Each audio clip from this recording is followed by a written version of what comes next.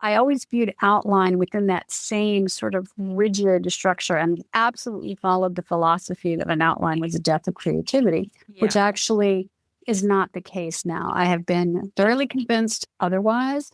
I still don't use a very strict outline, but I like the idea that you had mentioned before that it is a living document, that it is Yeah. meant to change as you go along, but it still provides structure. And Yeah. structure is very important to teach you how to work smart, not just hard. Welcome to the Fiction Writing Made Easy podcast. My name is Savannah Gilbo, and I'm here to help you write a story that works. I want to prove to you that writing a novel doesn't have to be overwhelming. So each week, I'll bring you a brand new episode with simple, actionable, and step-by-step strategies that you can implement in your writing right away. So whether you're brand new to writing or more of a seasoned author looking to improve your craft, this podcast is for you. So pick up a pen and let's get started.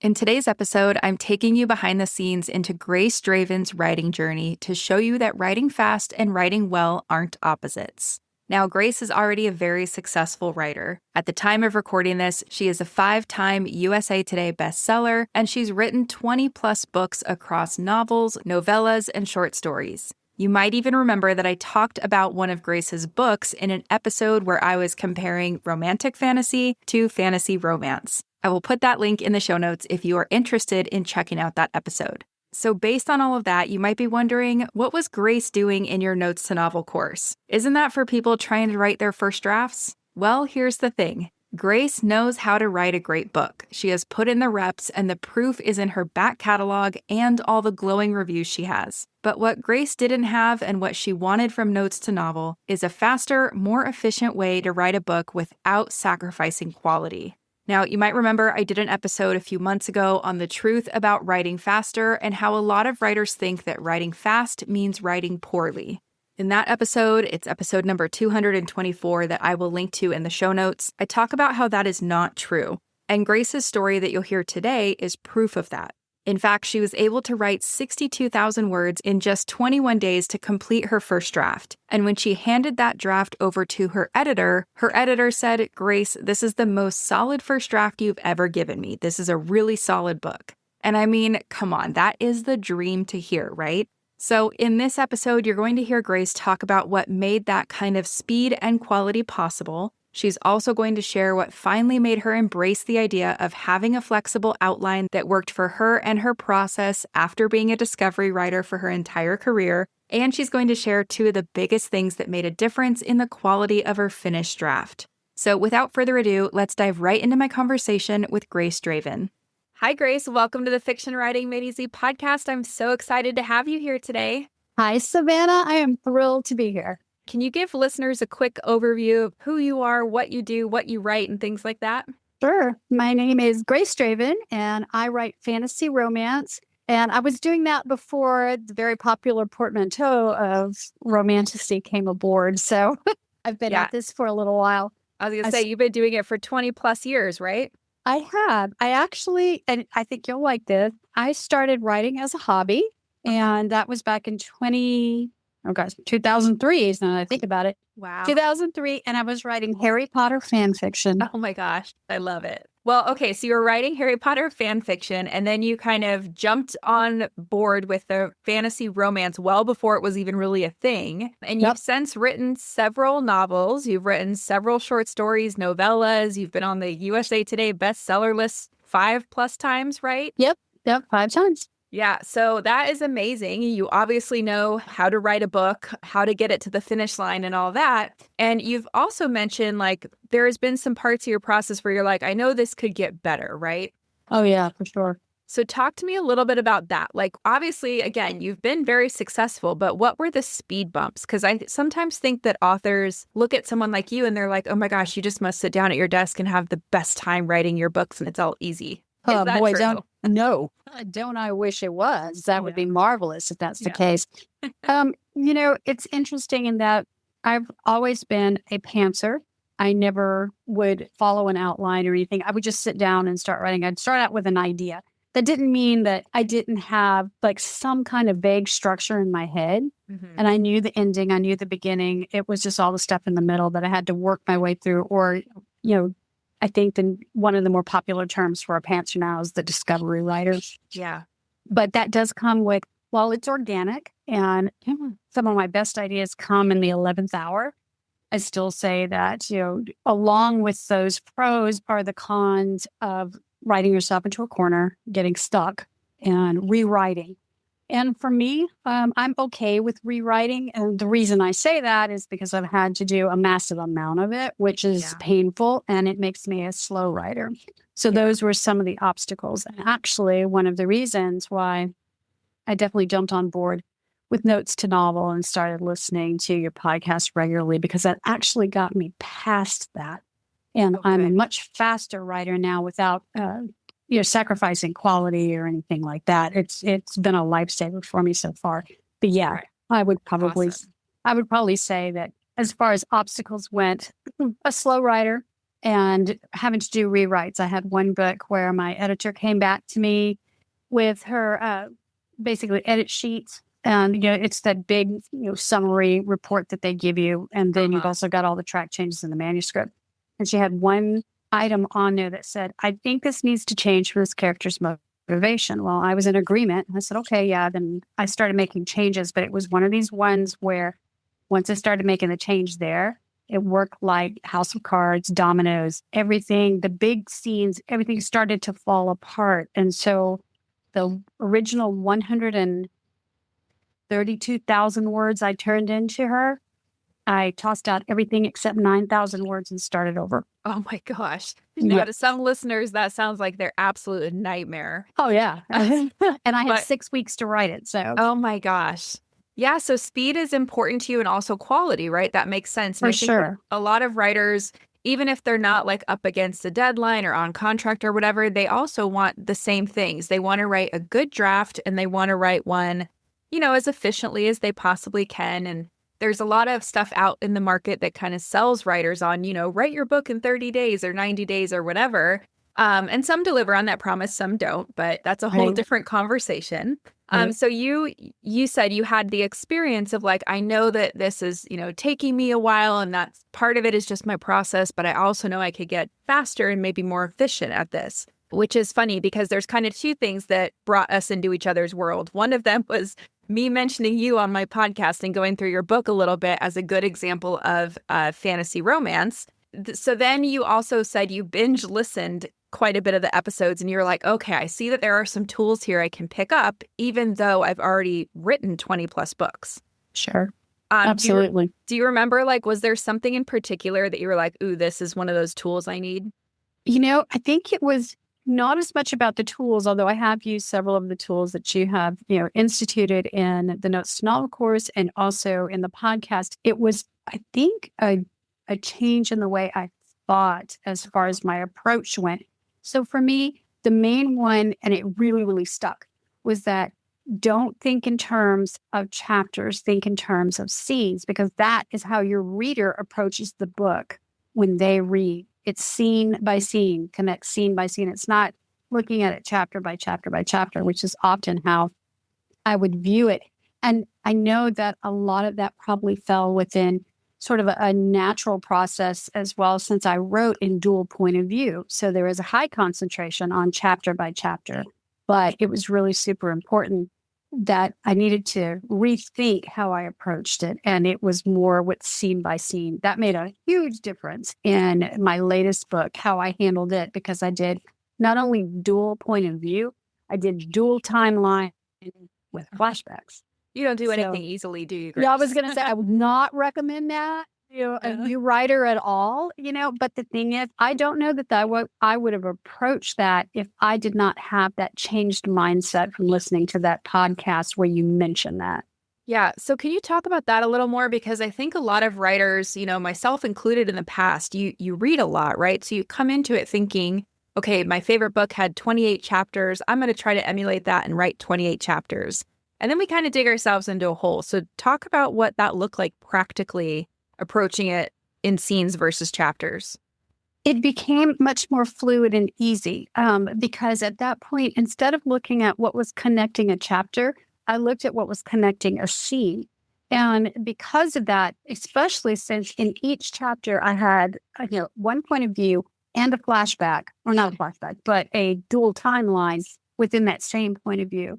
So the connection of scene by scene had to work. You absolutely had to have that past dual timeline match with the current one that I had just written. So when, if I tried to do it strictly by looking at, okay, I'm going to split this out and I must have 28 chapters. No, because I think at that point I would have seen sort of a slog in the middle, because we all know what happens in Act 2. Yeah. And I think as long as doing it scene by scene instead of chapter by chapter, your chapters will have a natural breaking point if you are connecting your scenes correctly. Right.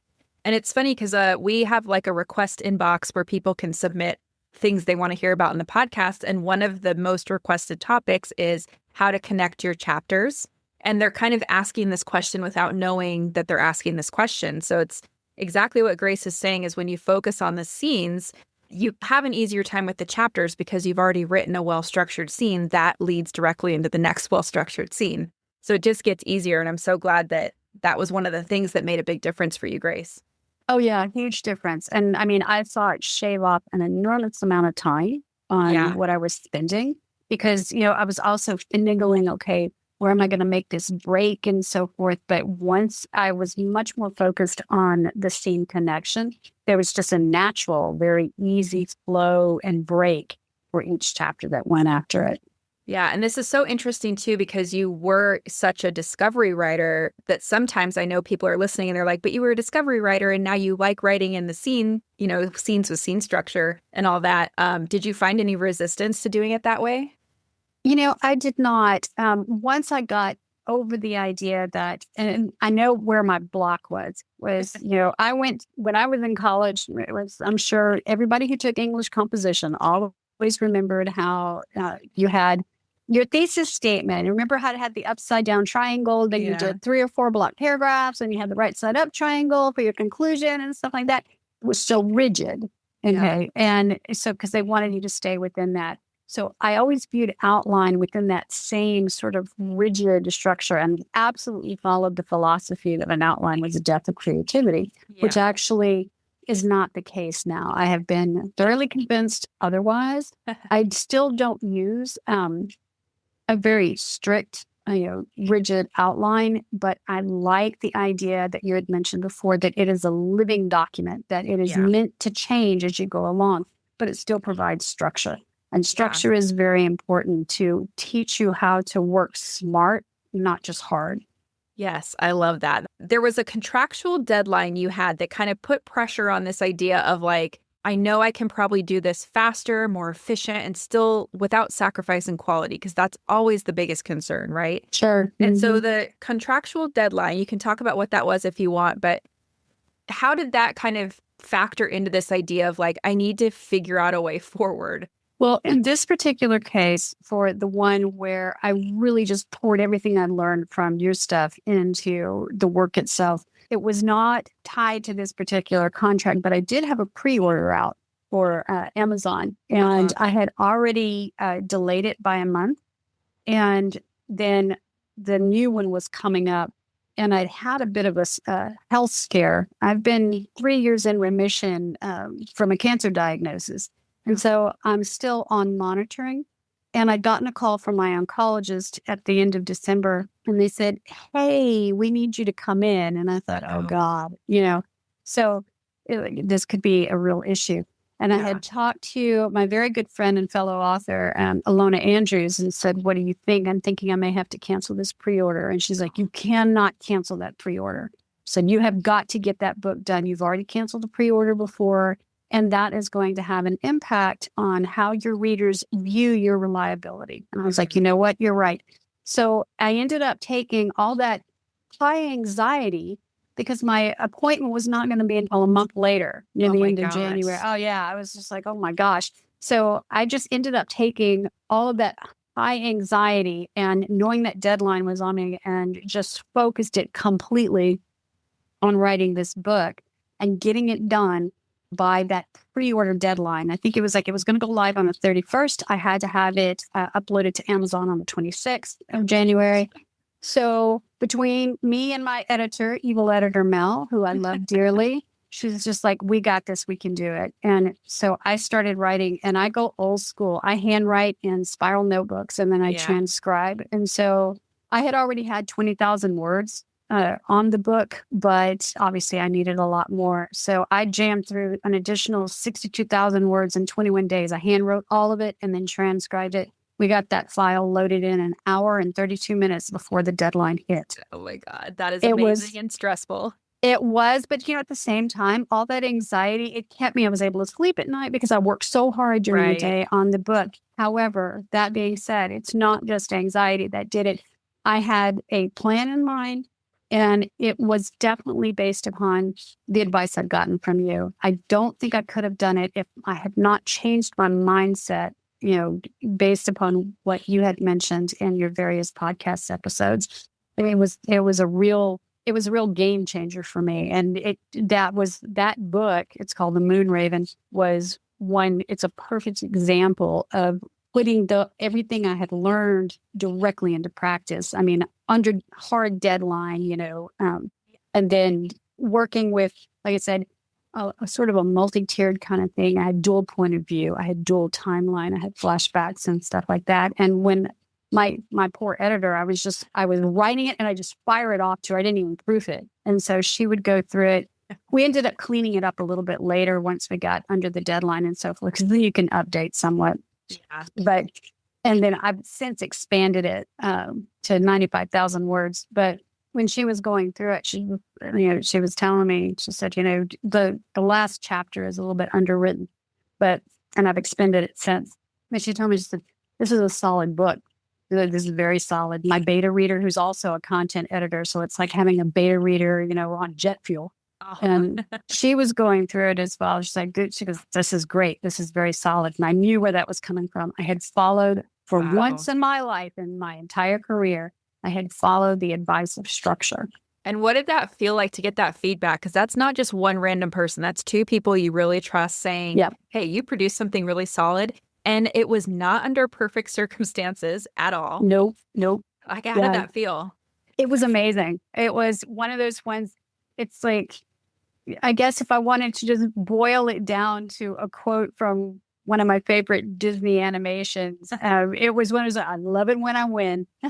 Yeah, and it's kind of like your hypothesis of what's possible when you have the right process and systems. Like, you did something fast. I mean, 62,000 words in 21 days, that is unreal. And it wasn't bad quality. It was good quality that you actually got the stamp of approval from two trusted people. Yeah. I think a lot of people think that when you go fast, you sacrifice quality. And this is like a masterclass. And no, you can have both. So very cool. Yes. Exactly. And I knew to trust that process just because I do have fellow writer colleagues and authors who, actually, they follow similar processes, and it's not an issue for them to crank out 5,000 words a day. Yeah.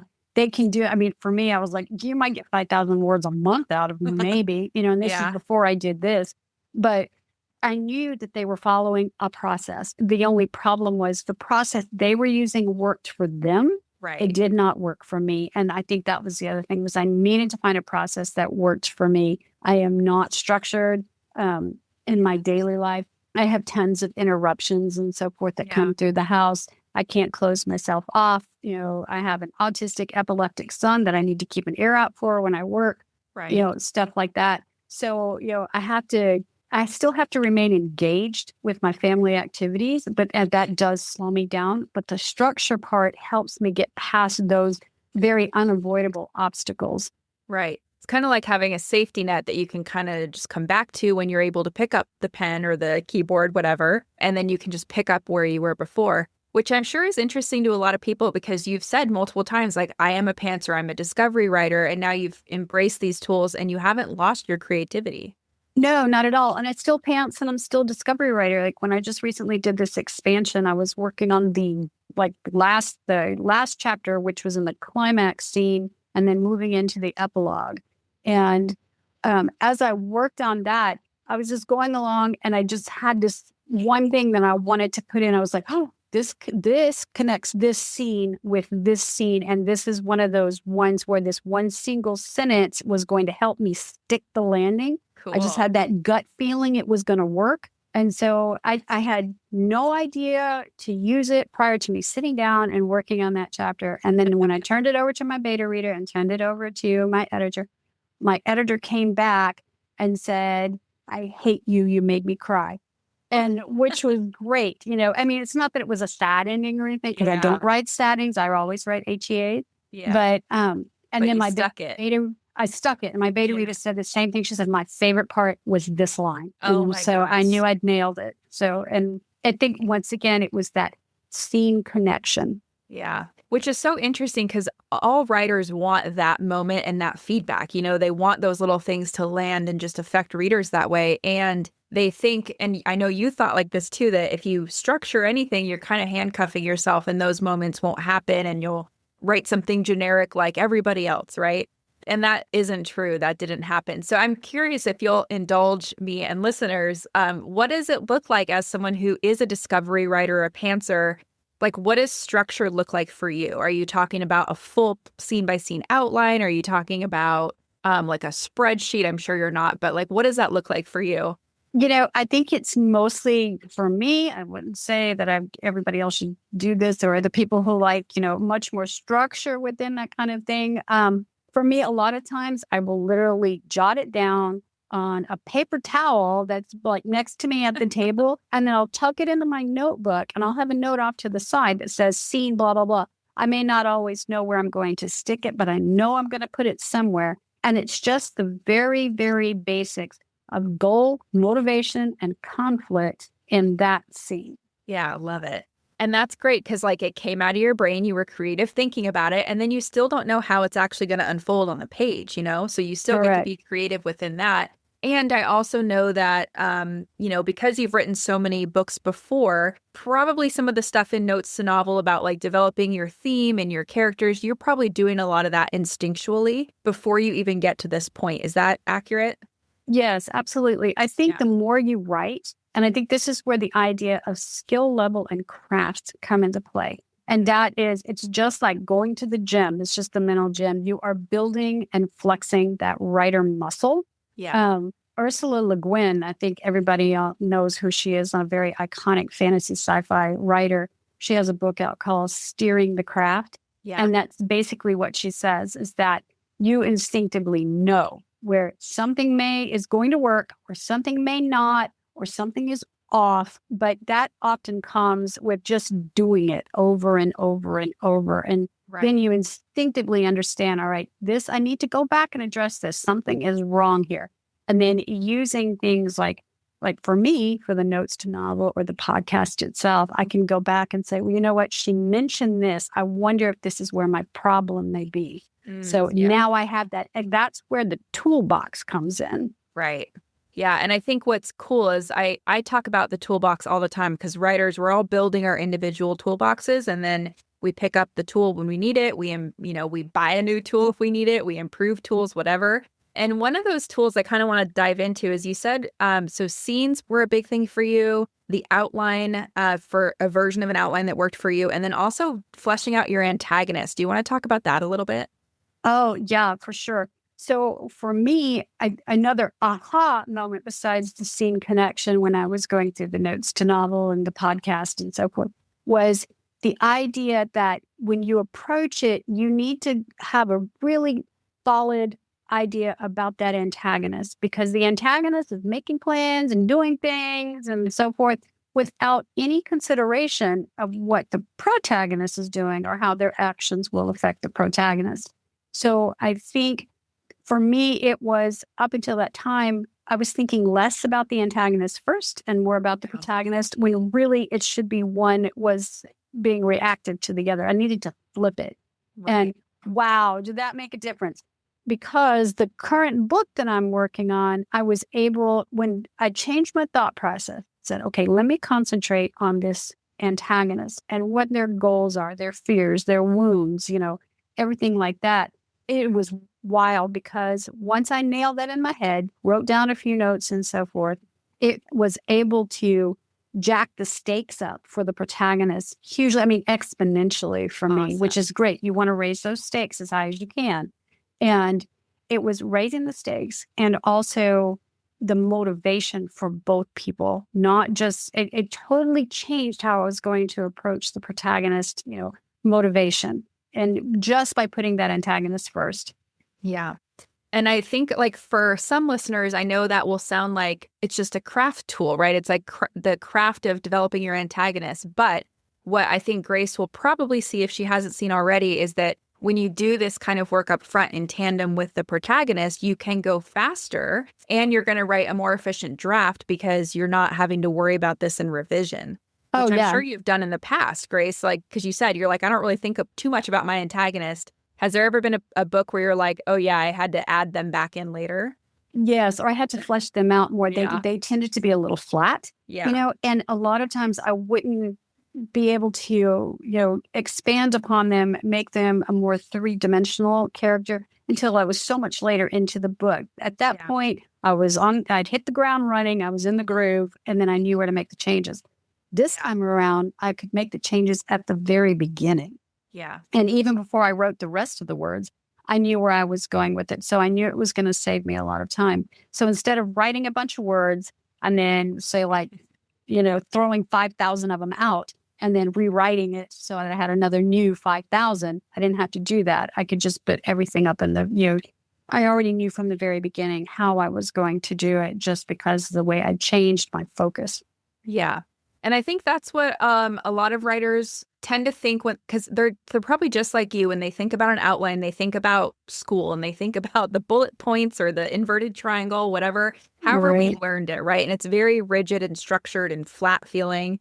But when I think about process and kind of adding structure to work, I think about it in terms of making some of these foundational decisions up front, like you're talking about, and in an order that allows you to kind of, okay, if A is true, then B must be true. And then you can develop these things together, which means you hit the ground or the page with so much more ammo and you're ready to, you can pants your way through it at that point if you want, or you can create a more solid scene by scene outline, whatever your process is. But exactly. Yeah. I love hearing about a little behind the scenes of your process. There's so many questions I want to ask you about how you do everything. But talk to me about when I know you said, and you can tell me as honestly as you want, but I know you said you were hesitant to sign up for Notes to Novel.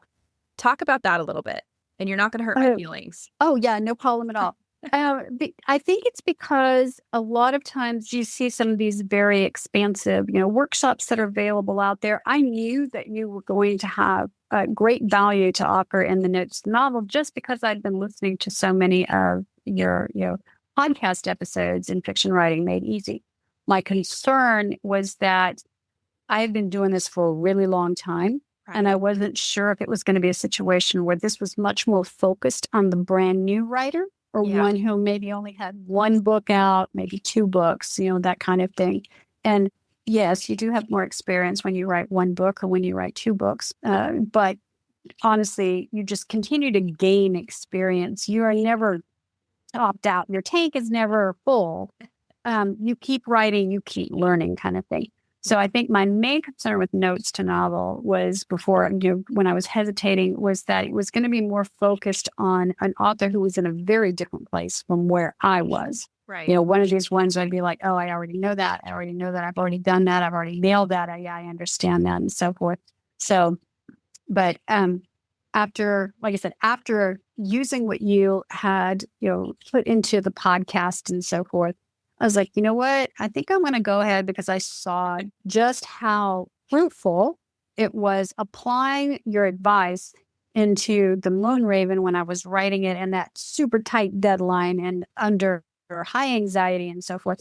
I thought, I think that Notes to Novel is going to help me just as much. So, and sure enough, it did. Yeah. And not everyone is going to set themselves up to write 62,000 words in 21 days, but you're such a great example of like how fast and, you can produce something of such good quality still with tools available. So talk to me about, you had a contractual deadline around, there was 3 books, right? Was that?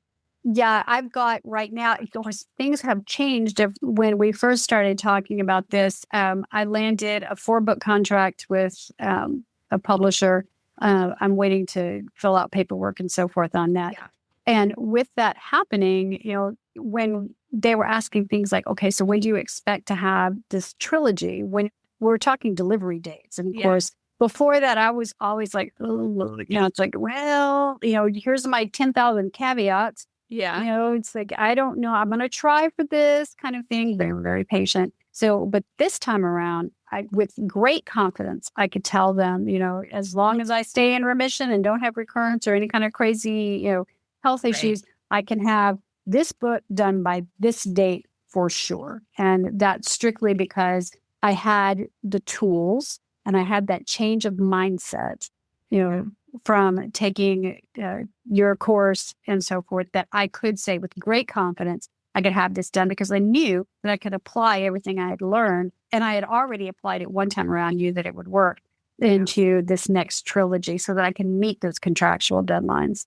Yeah, which is such a huge deal. And that's what you wanted up front. You wanted a faster way to write something of good quality. And I feel like you have that. And what's really cool is like a lot of writers, whether they have publishers or not, they want to be able to plan for things because that, as writers, we tend to have a lot of anxiety about different things. And we want to be able to say, okay, if I want to finish my first draft by June, what does that look like? And if I want to publish it by October, what does that look like?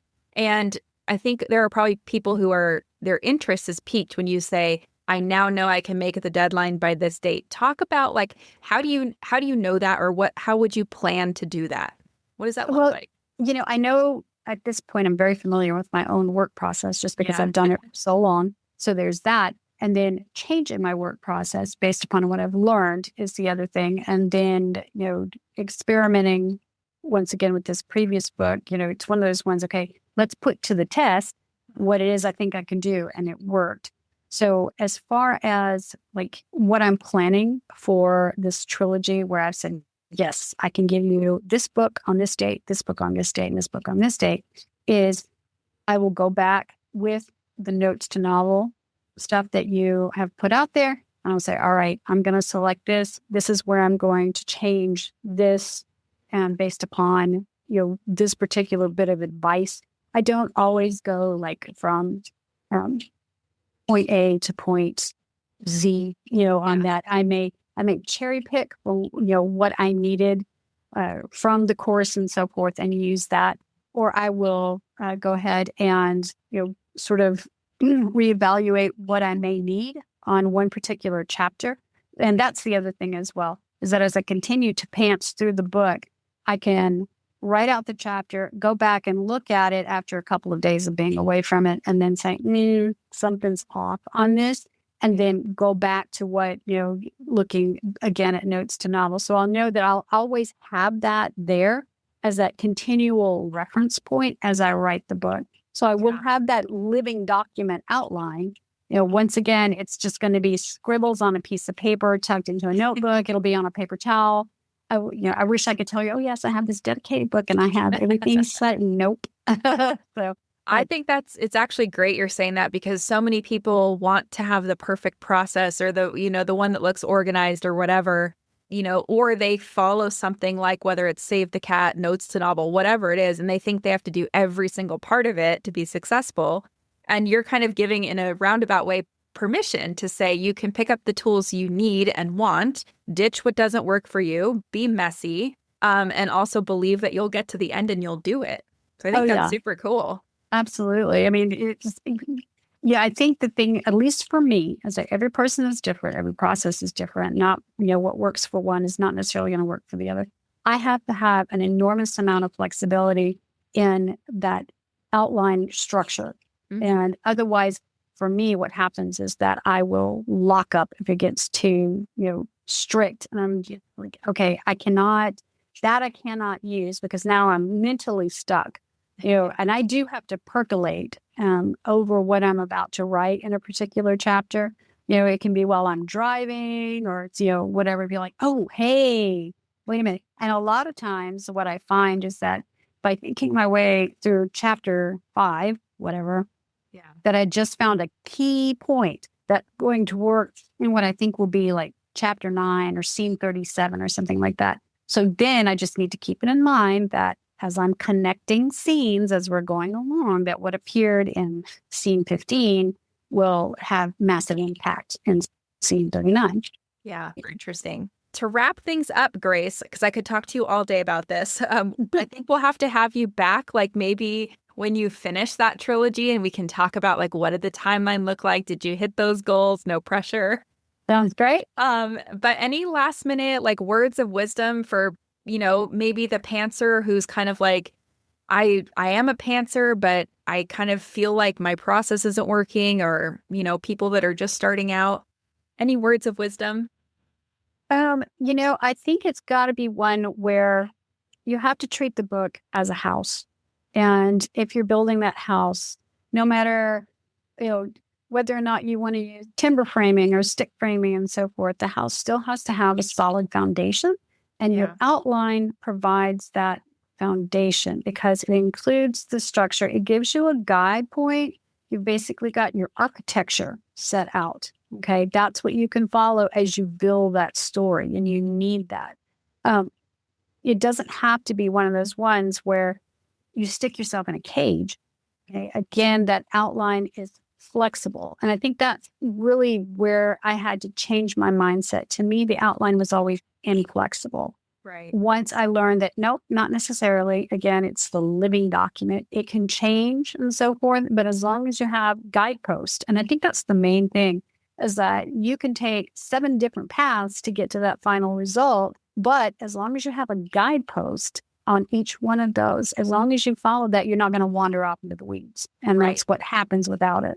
Yeah, I totally agree. And I love the way you said that with the house example, because imagine let's say Grace is building a house, I'm building a house, and 3 other people are building houses. We're all going to do it differently. We're all going to paint it differently, decorate it differently, whatever, lay it out differently, but we're all going to build a house, right? So that's kind of exactly our collective goal is to write books, and we're all going to do it in our own unique way. But there are kind of these architectural elements that we do need, and, how you use them. Again, Grace is a perfect example of like, I like the structure, but I also don't let it cage me in. So there's flexibility in all of this, but super love that, Grace.